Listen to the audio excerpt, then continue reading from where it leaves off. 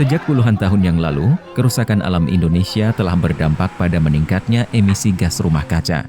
Alih fungsi hutan menjadi perkebunan dan pembangunan infrastruktur adalah dua aktivitas penghasil emisi terbesar kita. Namun, kegiatan pembangunan yang dilakukan atas nama masyarakat nyatanya tidak memberikan kesejahteraan yang merata. Emisi Indonesia pun terus meningkat. Padahal, Indonesia telah berkomitmen untuk menurunkan emisi sebesar 29% hingga 41% pada tahun 2030. Dalam laporan pembangunan rendah karbon yang diluncurkan Bappenas, diperkenalkan kerangka yang dapat membantu mendorong pembangunan ekonomi, kesejahteraan masyarakat, sekaligus mengurangi emisi. Kerangka tersebut telah dimasukkan ke dalam RPJMN 2020-2024. Untuk memastikan implementasinya di tingkat regional, diperlukan adanya penyusunan rencana pembangunan rendah karbon di tingkat provinsi yang sesuai dengan kondisi setempat. Sebagai salah satu provinsi dengan luas hutan terbesar di Indonesia, Papua Barat memiliki peran penting dalam upaya menurunkan emisi Indonesia.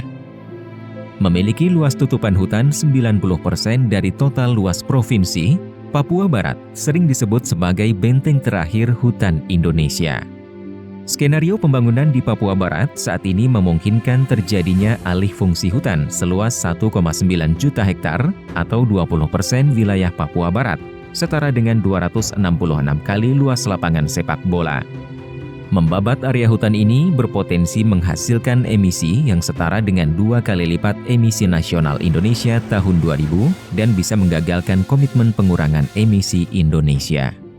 Melalui program melacak dan memperkuat aksi iklim, TASCA, WRI Indonesia dan Universitas Papua bekerja sama mendukung upaya implementasi pembangunan rendah karbon di Papua Barat. Dukungan ini dilakukan melalui 3 tahap. Tahap pertama, kajian permodelan pembangunan rendah karbon Papua Barat. Sebagai bagian dari upaya untuk mendukung komitmen Indonesia kepada dunia internasional, kajian ini menjadi sangat penting untuk mampu menjaga kondisi alam di Provinsi Papua Barat yang masih baik, kemudian juga dapat mendorong proses bottom up dalam pengendalian perubahan iklim di tingkat subnasional, sehingga dapat menangkap kearifan lokal yang ada. Tahap kedua, pelatihan permodelan sistem dinamik untuk pemangku kepentingan di Papua Barat.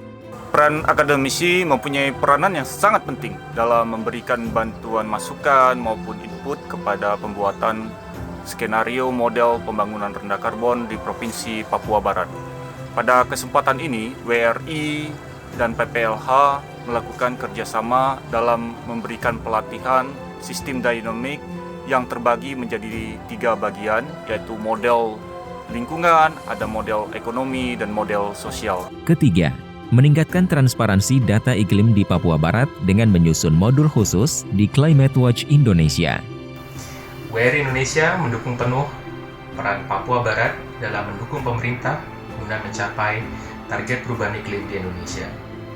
Melalui platform Climate Watch Indonesia, pemangku kepentingan dapat mengidentifikasi indikator-indikator kunci terkait dengan bidang sosial, ekonomi, dan lingkungan yang dapat berguna untuk mengidentifikasi dan menganalisis indikator-indikator kunci dalam mendukung pencapaian pelaksanaan rencana pembangunan rendah karbon di daerah, khususnya di Provinsi Papua Barat. Menurunkan emisi Indonesia bukan hal yang mudah. Namun, dengan kontribusi pemerintah daerah, khususnya Papua Barat, Indonesia pasti bisa mencapai target iklimnya.